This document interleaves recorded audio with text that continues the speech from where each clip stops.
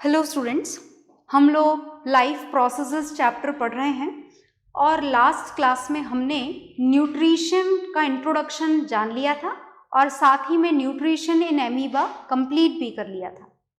आज की क्लास में हम लोग शुरू करेंगे nutrition in human beings. Okay, figure मैंने ऑलरेडी आप लोगों के लिए बना दिया है, तो सुनिएगा ध्यान से। हमें शुरू करना है न्यूट्रिशन इन ह्यूमन बीइंग्स। तो जैसा कि मैं आपको पहले ही बता चुकी हूँ, न्यूट्रिशन चाहे एमीबा में हो चाहे multicellular organism human ones में हो, ओके, स्टेप्स वही 5 होती हैं। तो फर्स्ट स्टेप क्या होगी यहाँ पर भी न्यूट्रिशन की, यहाँ पर भी न्यूट्रिशन की फर्स्ट स्टेप बिल्कुल सेम है, दैट इज इंजेशन। और इंजेशन के लिए ह्यूमन बीइंग्स के पास में स्पेशल ऑर्गन होता है which is this mouth. Okay, तो बाकी इंजेशन आप कैसे करते हैं आप जानते हैं। So intake of food into our mouth is known as ingestion. Is it okay? तो इंजेशन के बारे में हमारे पास में पढ़ने के लिए और कुछ नहीं है, तो हम इंजेशन से थोड़ा आगे बढ़ते हैं और आगे जो हमें बढ़ना है वो हमें पढ़ना है सेकेंड स्टेप। जो सेकेंड स्टेप है इस न्यूट्रिशन की, this second step of nutrition is digestion. कौन सी पढ़नी है हमको सेकेंड स्टेप? हमें सेकेंड स्टेप पढ़नी है डाइजेशन। और ये जो आपके सामने जो पिक्चर बनी हुई है, जो फिगर बना हुआ है, this is of human digestive system. तो ये फिगर भी उतना ही इम्पॉर्टेंट है जितना मेरा थ्योरेटिकल एक्सप्लेनेशन है। Is it okay? तो बोथ आर वेरी इंपॉर्टेंट। तो ध्यान से सुनिएगा, हमें ये जानना है कि आखिर हमारे खाने का डाइजेशन कैसे होता है ना। हमारे खाने के जो बिगर पार्टिकल्स हैं वो स्मॉलर पार्टिकल्स में कन्वर्ट कैसे होते हैं। तो देखो, उसको करने के लिए ये इतना लंबा चौड़ा सिस्टम हमारी बॉडी के अंदर प्रेजेंट होता है which is known as human digestive system. और जब बात ह्यूमन बीइंग्स में डाइजेशन की होती है, so this 2 type of digestion will be done. This is first is physical digestion.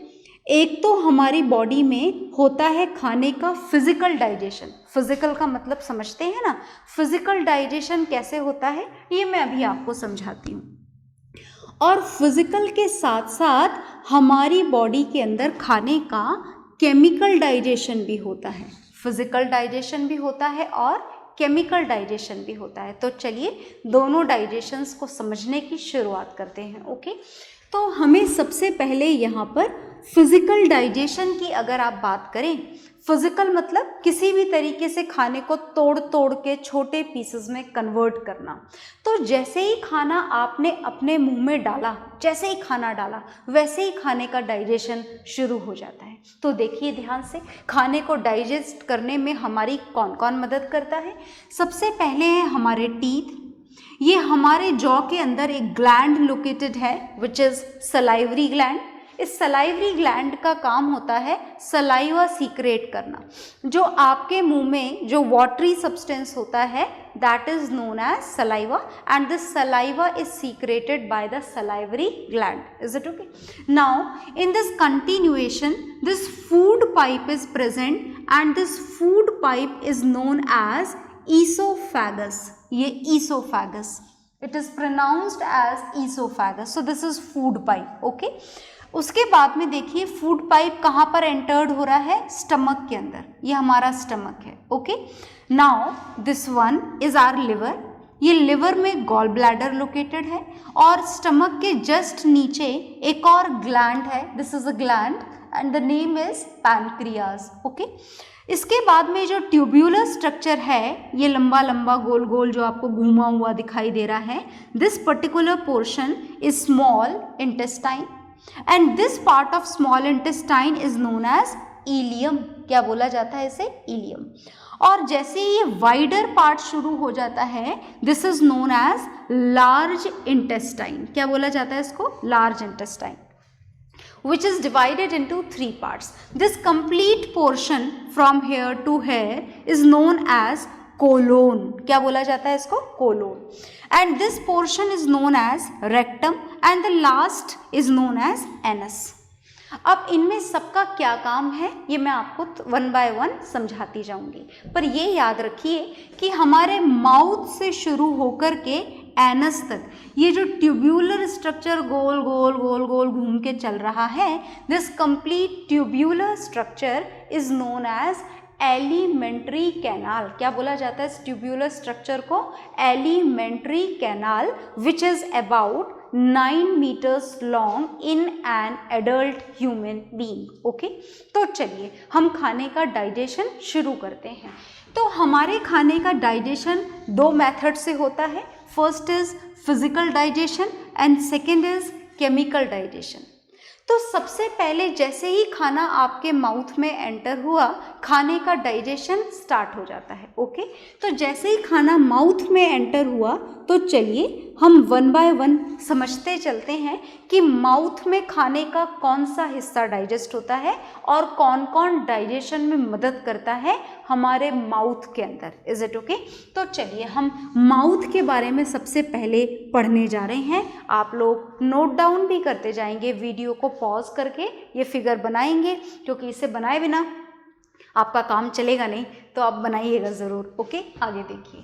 तो माउथ में कौन सा डाइजेशन होता है? माउथ में डाइजेशन के लिए सबसे ज़्यादा इम्पॉर्टेंट रोल होता है आपके दांतों का। सबके सही सलामत है ना? डेफिनेटली सही सलामत है।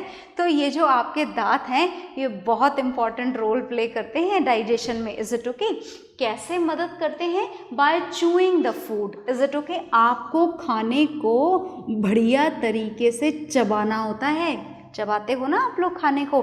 ये भी सुना होगा कि we should chew our food about 32 times. हमें हमारे बाइट को 32 टाइम्स च्यू करना चाहिए। अगर आपको ऐसा लगता है कि 32 times is more than enough, तो एटलीस्ट आप उसे तब तक चबाएं जब तक कि आपका खाना प्रॉपर पेस्ट में कन्वर्ट ना हो जाए, वरना आपने जो खाया है वो अनडाइजेस्टेड रह जाएगा और इजेशन के थ्रू उस अनडाइजेस्टेड पार्ट का रिमूवल हो जाएगा। वो खाने का हिस्सा आपको न्यूट्रिशन प्रोवाइड नहीं कर पाएगा। ओके, तो चलिए, तो याद रखेंगे ना अब आप लोग कि हमारे माउथ में टीथ का क्या रोल होता है? फूड को च्यूइंग करने के काम में आता है ये। और इस तरीके से जो हमारे दांत हैं वो हमारे दांत खाने के फिजिकल डाइजेशन में हमारी मदद करते हैं, है ना? खाने को चबाना, दांतों से उसे पेस्ट बनाते जाना, छोटे छोटे पार्टिकल्स में कन्वर्ट करना, this type of digestion is known as physical digestion, which will start in the mouth and will be done with the help of our teeth। तो चलिए और जानते हैं कि आखिर हमारे खाने का और क्या क्या होता है। चलिए, कहाँ पर? माउथ के अंदर की बात चल रही है। तो अब टीथ के बाद में रोल स्टार्ट होता है सलाइवरी ग्लैंड्स का। क्या आप देख सकते हैं डायग्राम के अंदर सलाइवरी ग्लैंड्स दिखाई दे रही हैं आपको? बिल्कुल दिखाई दे रही होंगी। ये सलाइवरी ग्लैंड्स का काम होता है सलाइवा बनाना। क्या बनाना? Saliva. Is it okay? Saliva जो वाटरी सब्सटेंस जो हमारे मुंह में आता है, और कई बार तो बहुत ज़्यादा आ जाता है ना? कब ज़्यादा आ जाता है? जब आपके सामने कोई बहुत बढ़िया सा आपका फेवरेट डिश रखा हो और आपको बहुत तेज भूख लगी हो, तो आपके मुंह में पानी आ जाता है। बिल्कुल आ जाता है। And that is the excess of secretion of saliva which can be secreted even with the thought or sight of food, है ना? खाने को देखने से, खाने के बारे में सोचने से भी ये सलाइवरी ग्लैंड इस सलाइवा का सीक्रेशन कर देती है। ओके, अब इस सलाइवा के हमारे मुंह के अंदर दो काम होते हैं। खाने के डाइजेशन में ही मदद करता है ये सलाइवा, दो तरीके से मदद करता है। पहला तो जब हम खाने को चबाते हैं तो चबाने के साथ साथ ये सलाइवा हमारे खाने में मिक्स होता जाता है और मिक्स होकर उस खाने को सॉफ्ट बना देता है। खाना आपका जितना सॉफ्ट होगा उतनी ही प्रॉपरली अच्छी तरीके से वो डाइजेस्ट होगा। Is it okay? तो सलाइवा का काम क्या है? हमारे खाने को सॉफ्ट बनाना। कुछ और भी काम है क्या इसका? बिल्कुल और भी काम है। ये एक सलाइवा के अंदर एक एंजाइम होता है जिसे सलाइवरी एमाइलेज भी बोला जाता है, और सलाइवरी एमाइलेज के साथ साथ इसको टायलिन एंजाइम भी बोला जाता है। क्या है ये? Ptyalin enzyme. बहुत ध्यान से सुनना, बहुत लंबा प्रोसेस है ये। Is it okay? तो ये टायलिन एंजाइम भी कहाँ पर प्रेजेंट होता है? सलाइवा में। इसका दूसरा नाम मैंने आपको बताया salivary amylase. Is it okay? याद रखना, भूलना मत। तो ये जो टायलिन एंजाइम है हमारे खाने में प्रेजेंट सिर्फ और सिर्फ स्टार्च को डाइजेस्ट करता है। किसको डाइजेस्ट करता है? स्टार्च को। देखो हमारे खाने में कार्बोहाइड्रेट भी होता है, फैट भी होता है, प्रोटीन भी होता है, बहुत सारी चीज़ें होती हैं। तो प्रोटीन वगैरह का डाइजेशन नहीं करता ये सिर्फ किसका डाइजेशन करता है? स्टार्च का। और स्टार्च को डाइजेस्ट करके ये टायलिन एंजाइम मैल्टोज शुगर में कन्वर्ट कर देता है। किसमें कन्वर्ट कर देता है? मैल्टोज शुगर में। So this is the digestion which will be done in our mouth. हमारे खाने का डाइजेशन खत्म हो गया क्या? नहीं, खत्म नहीं हुआ, ये तो स्टार्ट ही हुआ है। Is it okay? ये हमारे मुंह के अंदर क्या क्या डाइजेस्ट होता है, दैट इज डन। तो मैं दोबारा से रिवाइज करवा रही हूँ, सुनिएगा ध्यान से। First digestion, physical digestion of food will be done, which will be the churning of food, and that is done by the chewing of food with the help of our teeth. Second, the digestion will be done with the help of salivary gland. The name of secretion of salivary gland is saliva. Okay, and this saliva helps in two ways. First, it makes our food soft by mixing with it, and second is it secretes this enzyme whose name is tyalin enzyme, and this enzyme start digesting the starch into the food and convert the starch into the maltose sugar. क्या हमारे starch का digestion हो गया खत्म? नहीं, खत्म नहीं हुआ है, सिर्फ थोड़ा सा डाइजेस्ट हो गया है, अभी पूरा डाइजेस्ट होना बाकी है। स्टार्च भी अभी पूरा डाइजेस्ट नहीं हुआ है, पार्शियली डाइजेस्ट हुआ है, इनकम्प्लीटली डाइजेस्ट हुआ है। Is it okay? पर आप माउथ का प्रोग्राम नोट डाउन कर लें, फिर हम आगे चलते हैं। ओके, तो इतना नोट डाउन करिए, तो नोट डाउन करिएगा ज़रूर, ये आपके माउथ का फंक्शन है। ओके, अब देखें जरा कि माउथ का काम तो हमने पढ़ लिया, और पूरा काम हम एक साथ बोर्ड पर लिख नहीं सकते हैं। So it has to be removed, हटा दिया है मैंने। फिगर आपके सामने बने रहने देते हैं ताकि आप उसे देख देख करके इमेजिनेशन कर लें। ओके, तो देखिएगा ध्यान से। अब हम पढ़ने वाले हैं हमारे डाइजेशन की सेकेंड स्टेप। सेकेंड स्टेप में खाना देखिए कहाँ एंटर हो रहा है, माउथ से सलाइवा के साथ मिक्स होकर खाना यहाँ एंटर होने वाला है। देख रहे हैं आप इस वाले ट्यूब को? This is food pipe, also known as oesophagus. ध्यान से सुनिएगा। तो चलिए हम बात करने जा रहे हैं ईसोफेगस की। बहुत ध्यान से सुनना कि आखिर, दिस इज ईसोफेगस। ईसोफेगस लिखते हैं भाई, लुक हियर। ईसोफेगस के अंदर खाने का क्या होता है, सुनिएगा। ईसोफेगस में जैसे ही खाना एंटर होता है, ईसोफेगस एक मूवमेंट शुरू कर देता है। ईसोफेगस के अंदर खाने का डाइजेशन तो बिल्कुल नहीं होता, ये बात याद रखना है ना। तो फिर क्या होता है? कुछ भी नहीं, बस एक रास्ता है जिससे खाना पहुंचेगा। कहाँ पहुंचेगा? देखो जरा, खाना यहाँ आएगा तो कहाँ पहुंचेगा? खाना स्टमक में पहुंचेगा। ओके, तो चलो सुनो ध्यान से। ये जो ईसोफेगस है, ये ईसोफेगस में खाना आते ही ये मूवमेंट शुरू करता है, कॉन्ट्रैक्शन एंड रिलैक्सेशन का। कॉन्ट्रैक्ट और रिलैक्स होना शुरू हो जाता है। ये कौन होता है कॉन्ट्रैक्ट और relax? Oesophagus. Is it okay? ऐसे contract relax, and this movement of contraction and relaxation which is done in this food pipe is known as peristaltic movement. क्या बोला जाता है इस मूवमेंट को? इस मूवमेंट को बोला जाता है peristaltic movement. Is it okay? बहुत ध्यान से सुनिएगा। और ये जो पेरिस्टाल्टिक मूवमेंट है, इससे क्या हुआ? ये पेरिस्टाल्टिक मूवमेंट मदद करता है खाने को नीचे पुश करने में। It pushes the food in the downward direction.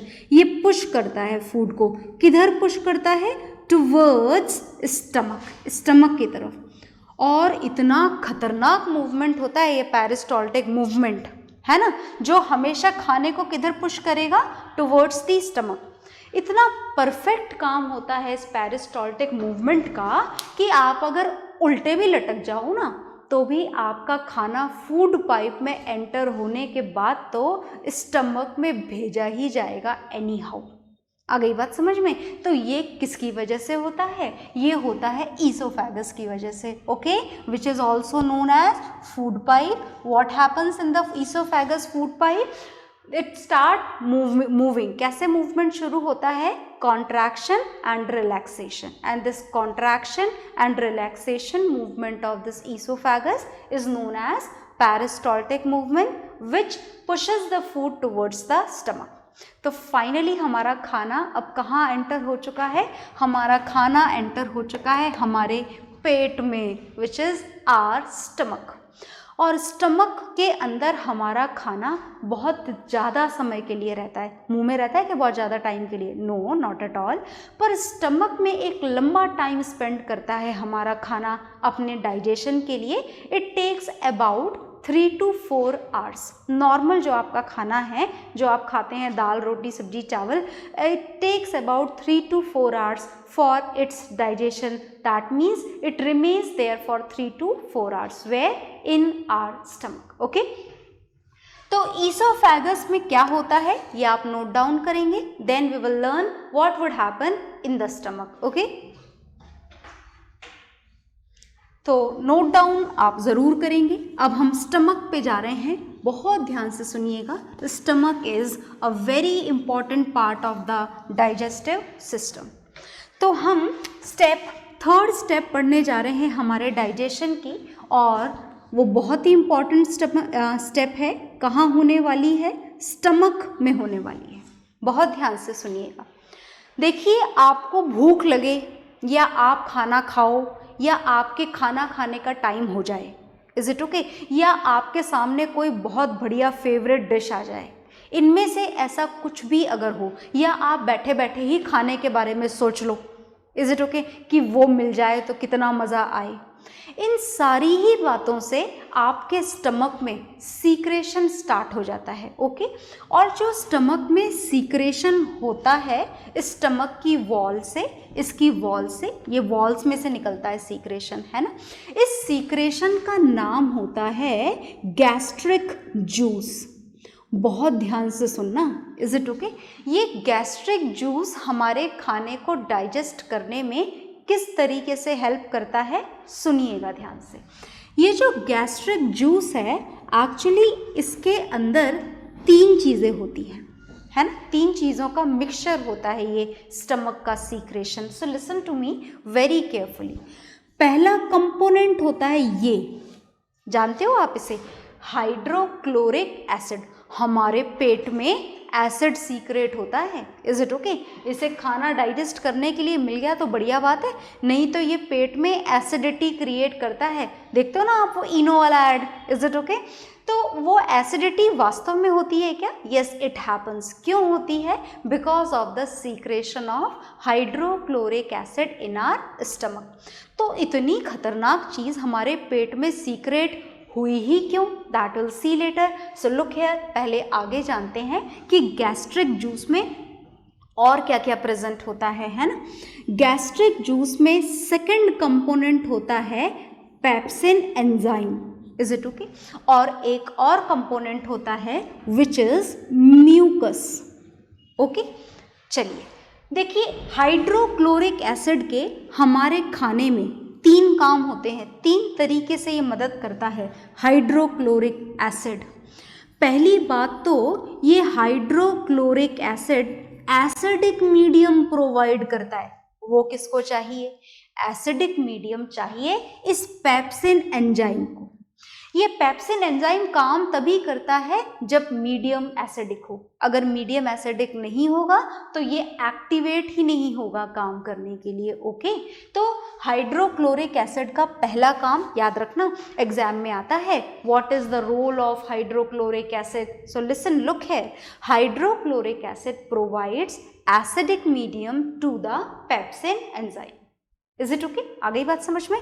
चलिए दूसरा काम देखिए, इस हाइड्रोक्लोरिक एसिड का दूसरा काम होता है it makes our food soft.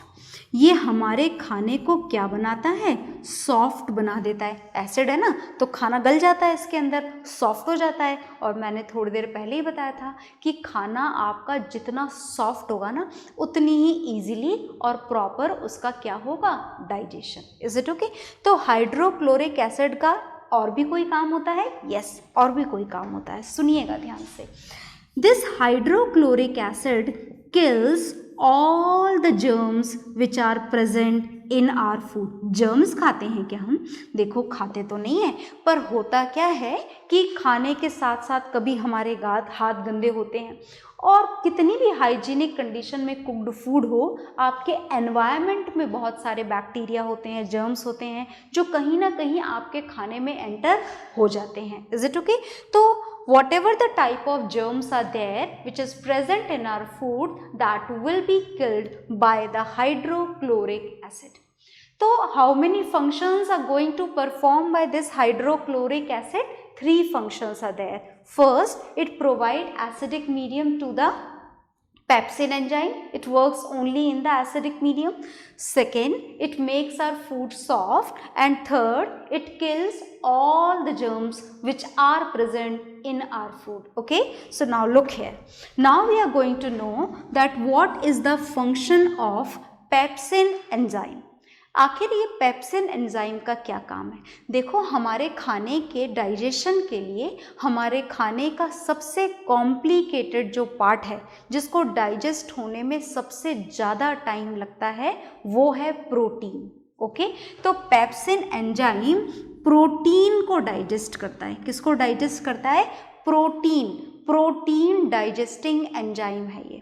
तो क्या ये पेप्सिन खाने को पूरी तरीके से डाइजेस्ट कर देता है? नहीं। Still the digestion of protein is left, जो आगे जाकर होगा। मतलब स्टमक में प्रोटीन कंप्लीटली डाइजेस्ट नहीं होता है, पार्शियली डाइजेस्ट होता है। याद रखेंगे ना इस बात को? तो पेप्सिन एंजाइम कैसा एंजाइम है? It is a protein digesting enzyme which works only and only in the acidic medium. Right, आगे देखिए, आगे है म्यूकस। ये म्यूकस क्या होता है? सुनिएगा। देखिए, हाइड्रोक्लोरिक एसिड जैसा एक खतरनाक एसिड हमारे पेट में सीक्रेट होता है, एंड दैट ये हम ये देख चुके हैं कि it plays a very important role. तो अगर ये हाइड्रोक्लोरिक एसिड ऐसे ही पेट में पड़ा रहेगा, तो ये हमारे पेट की इनर वॉल्स पर अल्सर्स प्रोड्यूस कर देता है। Is it okay? तो हमारे स्टमक की इनर वॉल्स को हाइड्रोक्लोरिक एसिड से प्रोटेक्ट करने का काम कौन करता है? म्यूकस। Is it okay? तो हम लिख देते हैं, function of mucus is it protects. किसको प्रोटेक्ट करता है ये? It protects the inner walls of stomach. किससे प्रोटेक्ट करता है? From hydrochloric acid. So these are the functions which are performed by the gastric juice components. Okay, first function of hydrochloric acid, second function of pepsin enzyme, and third this is the function of mucus. तो हमारे stomach में क्या होता है ये हम देख चुके हैं। ओके, अब मैं हट रही हूँ, आप स्टमक वाला पार्ट नोट डाउन करेंगे।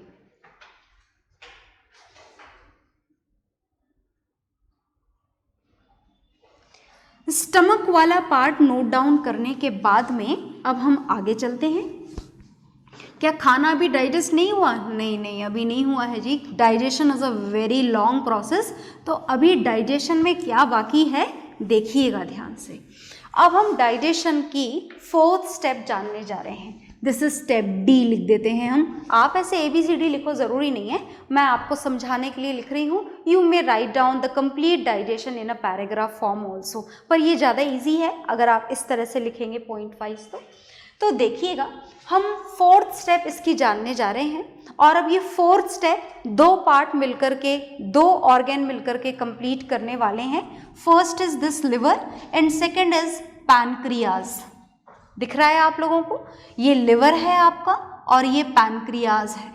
ओके, ये लिवर और पैनक्रियाज दोनों के सीक्रेशन इस स्मॉल इंटेस्टाइन, यहीं से शुरू हो जाता है, ये स्मॉल इंटेस्टाइन है ना, इस स्मॉल इंटेस्टाइन में आकर के मिलने वाले हैं, पैनक्रियाज का भी और लिवर का भी।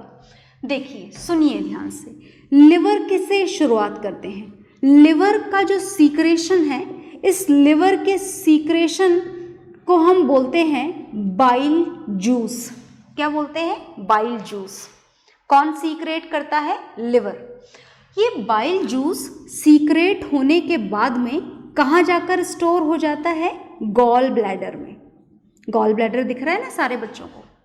अब ये बाइल जूस के अंदर एक चीज और प्रेजेंट होती है, bile juice plus bile juice के साथ साथ बाइकार्बोनेट आयंस भी प्रेजेंट होते हैं जो एल्कलाइन होते हैं। याद रखिए बस फिलहाल तो सिर्फ इतना सा कि ये एल्कलाइन होते हैं। एल्कलाइन का मतलब तो समझते हो ना, बेसिक। एल्कलाइन का मतलब क्या होता है? बेसिक। जैसे हाइड्रोक्लोरिक एसिडिक मीडियम के लिए रिक्वायर्ड था, इसी तरीके से बाइकार्बोनेट आयन एल्कलाइन मीडियम के लिए रिक्वायर्ड होता है। तो सुनिएगा आगे ध्यान से, ये बाइल जूस क्या करता है? ये बाइल जूस जो है, बहुत ध्यान से सुनना, ये हमारे खाने में फैट को डाइजेस्ट करता है। Is it okay? और फैट को डाइजेस्ट करके छोटे छोटे फैट ग्लोब्यूल्स में कन्वर्ट करता है ना? क्या फैट का डाइजेशन हो गया? नहीं नहीं नहीं, कंप्लीट किसी का भी नहीं हुआ है digestion, but then also this process of conversion of fat into smaller molecules of fat, which is here fat globules, this process is known as emulsification. क्या बोला जाता है इस प्रोसेस को? इस प्रोसेस को बोला जाता है emulsification. Is it okay? So this emulsification will be done by the bile juice which is secreted by the liver, but this process will be done in the small intestine. ये process कहाँ पर होगा? Small intestine में. So note down the function of liver in your registers, then we'll see what will be the function is performed by the pancreas. Okay?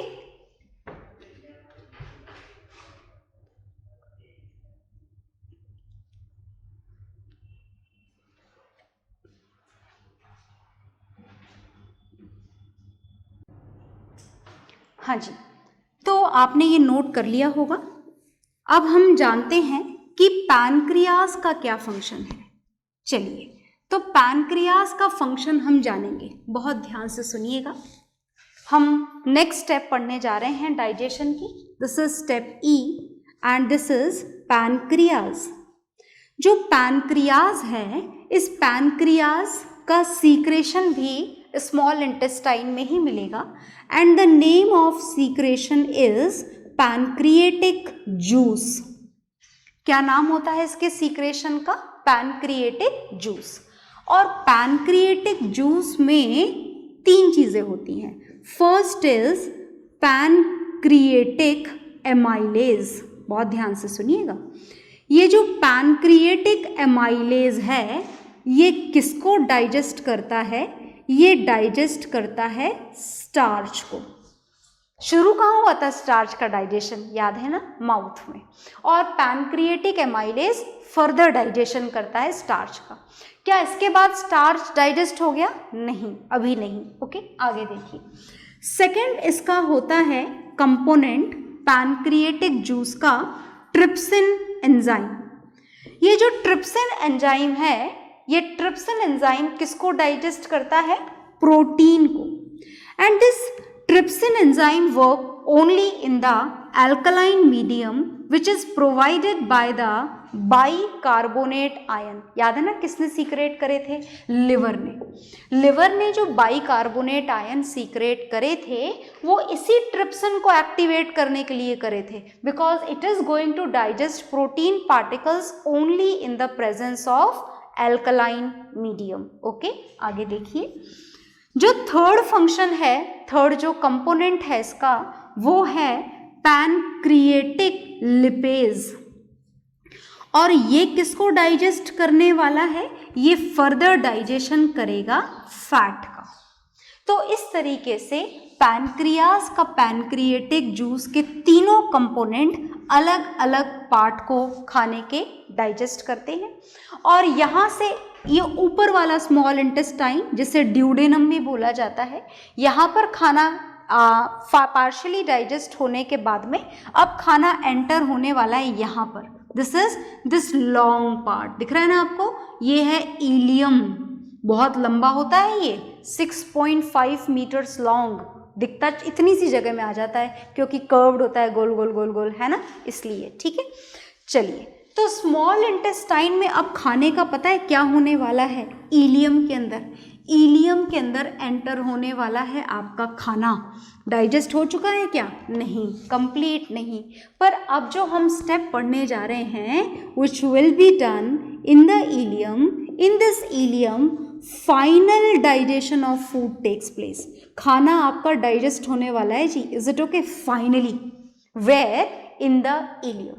Ilium में ढेरों enzymes एक साथ मिल जाते हैं, और ढेरों एंजाइम्स मिलकर के आपने जितना भी आपके खाने में कार्बोहाइड्रेट प्रेजेंट था, कार्बोहाइड्रेट, स्टार्च, वो सब पूरा का पूरा डाइजेस्ट होकर किस में कन्वर्ट हो जाने वाला है पता है आपको? ग्लूकोज में। Is it okay? जितना भी आपके खाने में प्रोटीन प्रेजेंट था वो फाइनली डाइजेस्ट होकर किस में कन्वर्ट हो जाने वाला है? एमिनो एसिड्स में। Is it okay? और आपके खाने में जितना भी फैट प्रेजेंट था वो फाइनली डाइजेस्ट होकर किस में कन्वर्ट हो जाने वाला है? फैटी एसिड्स में। And in this way you can say the final digestion of food takes place in ileum. आप इलियम भी लिख सकते हैं और स्मॉल इंटेस्टाइन भी लिख सकते हैं। Is it okay? तो इस तरीके से हमारे ह्यूमन बीइंग्स में जो खाने के डाइजेशन वाला प्रोसेस है, सेकेंड स्टेप जो है न्यूट्रिशन की, वो हम कंप्लीट कर चुके हैं। आपने अगर अभी तक भी फिगर नहीं बनाया है तो वीडियो को पॉज करके फिगर बनाएंगे। ये इलियम के फंक्शन आप लिखेंगे, और इसके बाद में न्यूट्रिशन की 3 स्टेप और बाकी हैं, but that will C in the next class. Okay, पर तब तक आप इसको प्रॉपरली लर्न करेंगे, है ना? Okay, bye everyone.